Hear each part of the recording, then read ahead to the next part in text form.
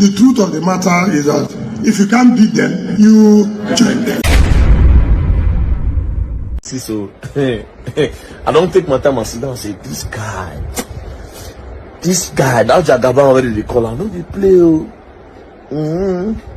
Me, I know that before I say they go pay me now, not be saying I support, but the best way to tackle an enemy, you understand, is to understand and to acknowledge the power of the enemy. But most of them, they are not acknowledging it that he's smart. That's my problem. Everybody keeps saying Tinubu na this, Tinubu na that. You people are forgetting that this man. I beg Peter Obi, Mona go rest. Atiku Mona rest. Kwankwaso Mona rest. 2032, na fees come back again. And even at 2032 says, well, we'll all be alive to see it. Oh boy, oh boy. Peter Obi is a Nollywood actor, and that's all he will be. Lacking in the basics, whose majority are poor. But here we are watching those who set our nation on fire, saying they are the fire brigade. No, you're not. You are a bunch of greedy and selfish old men who believe that political power is your birthright. You stand for nothing other than your interest and will pay any price to hold political office. Nigerians are tired of your generation and reject everything you have to offer, which is nothing. But I think it also borders on arrogance for Atiku Abubakar to suggest that our future is tied to his presidency. Atiku is destined never to be president of Nigeria.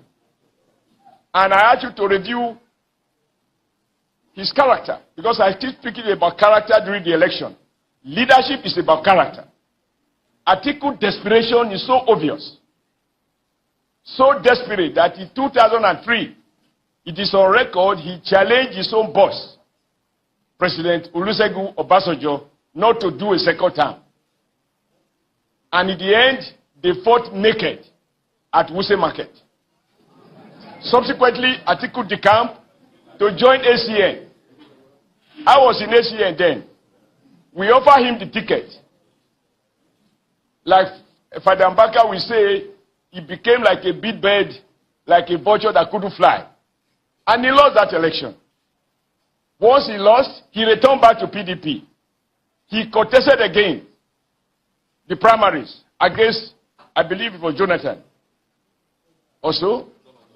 Right. And he lost the nomination.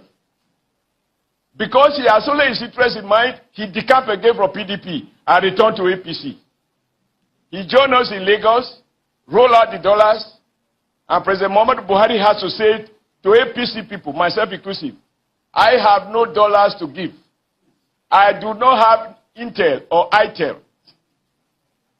I do not have foreign account. And even if I have, I will not give. All I offer is all my heart. The APC guys who couldn't resist Atiku dollars collected those dollars and voted for Buhari as our candidate.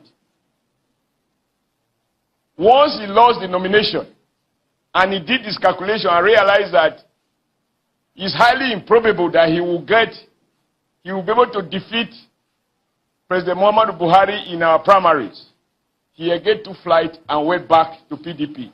Can you recount how many times he has camped, decamp, recamp, decamp?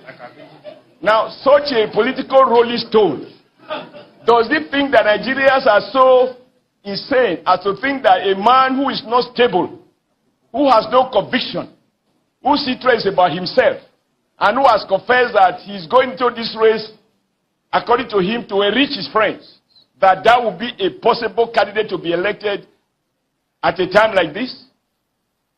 And for all of you who are journalists, who monitor what happened in Port Harcourt, how Atiku Abubakar got the nomination of PDP and created an offset for the traditional PDP people who had remained in PDP, come rain, come sun, come shine.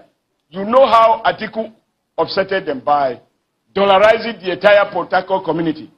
I hear from those who have just returned from Port Harcourt that the dollars are still smelling there. So, what is it that makes him have that sense of entitlement? A sense of entitlement that he must be president of Nigeria.